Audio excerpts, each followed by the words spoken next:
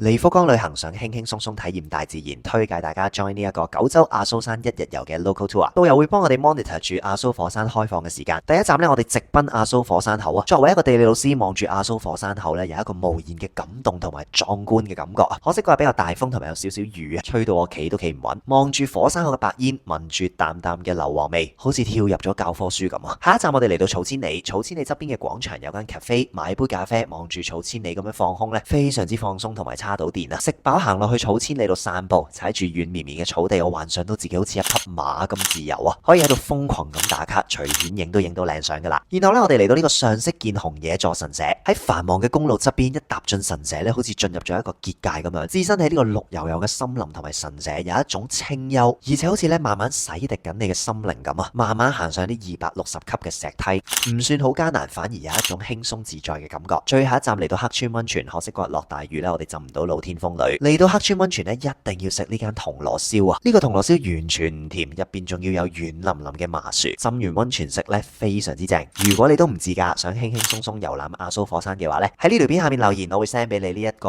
local tour 嘅報名 link。下條片再見，拜拜。